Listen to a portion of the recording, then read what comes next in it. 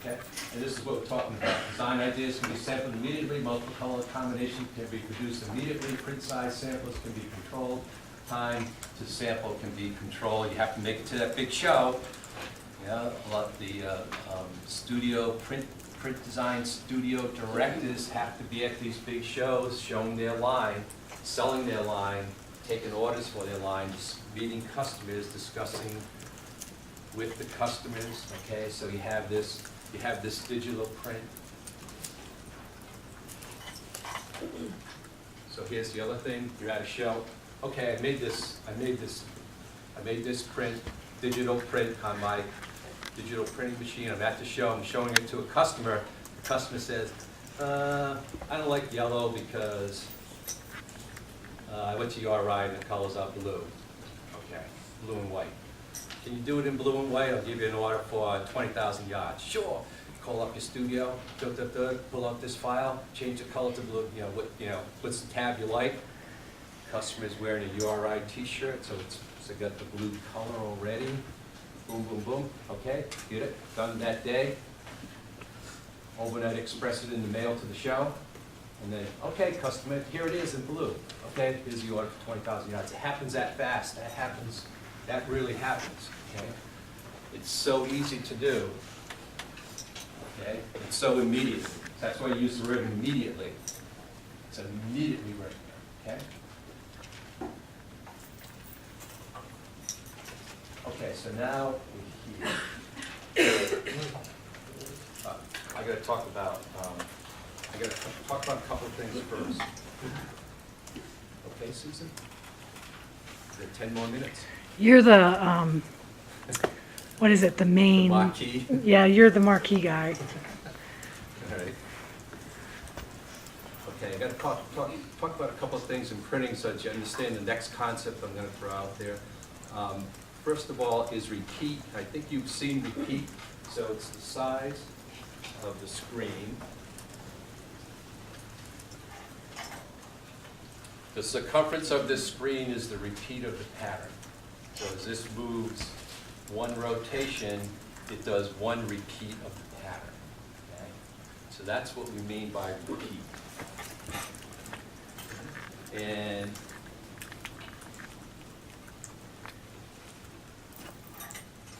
I think this is 25¼ inches. Put it down, hold it out. So from, I guess, this chicken to this chicken's 25¼ There's an extra chicken between 12 and a half. Okay? So that's a repeat. It has to repeat. Okay? The other thing that you need to understand is called stepping in the print pattern. Okay? So this, even though this is a 25¼ inch repeat, you don't see it blocked. It doesn't stop and start every 25 inches, okay? Because it's been stepped across the width of the fabric. It's done in engraving, okay? So this guy here is stepping across. It's probably a quarter step, I think. Maybe 12½ inches he steps across. So that's how you step the pattern, so it's a continuous run of fabric, continuous run of print. So it's very, very usable. It doesn't just stop. 25 that's the stepping action. That's what somebody stole my stuff. That's why this pattern went so well. It's not just flag, flag, flag, flag, flag.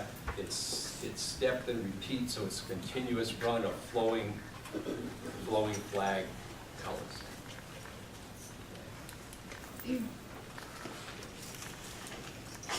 The other thing, if you guys have taken 303, you understand fit.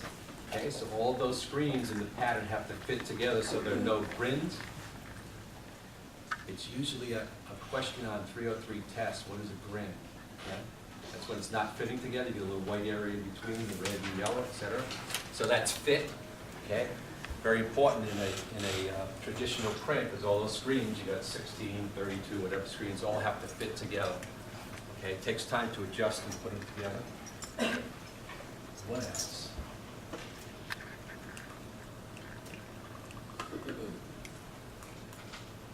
Okay, I guess that's good enough for now. You can take a whole print course the whole semester if you wanted to. So now, once you develop your pattern on, so next concept, once you develop your pattern on a digital printing machine, okay, you've downloaded your big idea, you've made all your samples, you've sold the samples at the show, they're all Rhode Island blue and white, that's your big idea, it's on the website, right? Now you have to make a choice. Either you go back to producing large volumes continuously by the traditional printing methods, which is basically rotary screen printing, or the other pathway is to go to digital inkjet printing production. Okay. There are some drawbacks to going to digital inkjet printing production. Those are some of those. It's still under development to improve speed and reduce color costs. So I mentioned maybe 50, 60 yards per minute for rotary screen printing production. Inkjet printing production's about, there's some new machines, maybe 8 to 10 yards a minute. That's pretty high. The other drawback is the other drawback you guys already know. The other drawback you guys already know, because like your desktop printer, the colors are expensive. You go buy a little cartridge of ink, okay? So there's big differences in the color cost. Traditional printing, it's maybe 15 to 20 times different in the color cost. There's some color limitations in terms of whites, metallics, and fluorescence. The color saturation needs to be like I talked about. In flatbed printing, we can control the amount of color lay down. It has to be watched in digital inkjet printing because you got to do dot. If you need the resolution, the dots. You make the dots bigger to get more color down, but if you need that finer resolution, they might have to run it twice or double layer it, etc. So that's a consideration. And then the fabric surface must be very good. There's a whole bunch of other stuff in terms of the technology of inkjet printing, digital printing, in terms of the heads, how the fine droplets of color are produced. Okay, and piezoelectric is sort of the way to go right now. You have a reservoir of color, you flex that with electric charge, and that flex of the reservoir shoots out drops of color.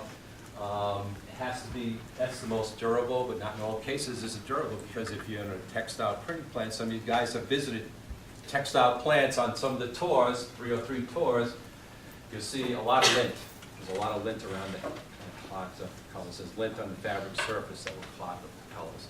Okay, so that's a consideration. So these are the things that have to be considered for production inkjet printing. I'll give Dr. Welters a site where you can pull up a YouTube video showing production digital printing, so you can get an idea of what it is. But that's the decision now. You want to do 10,000 yards, you're going to have to go back to traditional printing from your already sold digital print sample. When you go back from digital printing, you have to consider what I just told you about repeat and step and engineering configurations. So with some digital print sampling, they already build in those engineering specifications to doing the sample way up ahead of time. Okay, they have color separations, okay, make color separations so it's more of a spot color, they have repeat set in, they have stepping set in, so that they know they're going to sell the design and it's going to have to print 17 billion yards on a traditional machine, because they need the speed, they need the color cost, and they need to have it in a manufacturing environment. Okay? However, like I just mentioned, there are a bunch of digital inkjet print production stuff being done. There's I know a place down south, North Carolina, where they print flags. Okay? So they get a pretty good price for the flags, and they can go at a standard rate. So then they're just producing those flags. The other thing I mentioned is silk. Okay, expensive fabric. Okay, you don't have long runs. You have a lot of different color combinations. Then silk is done. And for some of these, I mentioned short runs, like the Spider-Man costumes, that's done. So these short run production things, where you get the high margins, you get the money for what you're producing, are done by digital production printing. The longer runs where it's more price sensitive, a lot of the apparel prints, they tend to have to go back to tradition. So that's it. So that's it. Did you get everything down that I said? Guys have any questions? And I apologize, I went pretty fast, there's a lot of stuff, I worked, 39 years in textile printing, so I can't get all this in 45 minutes. That's not it.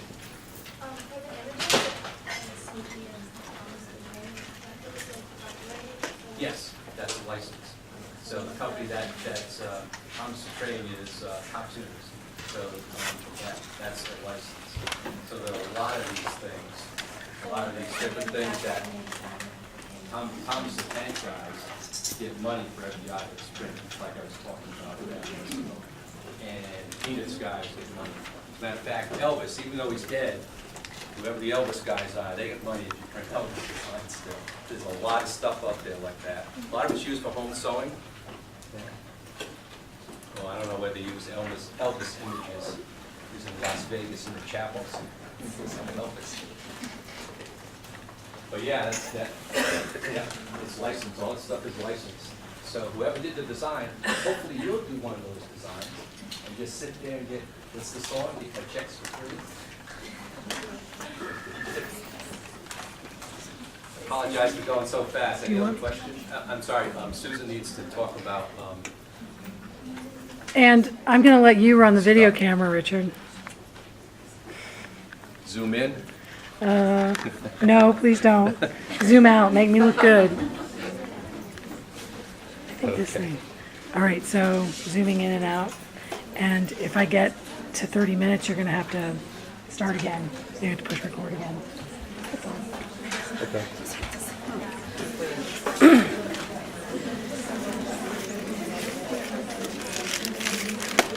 Okay, so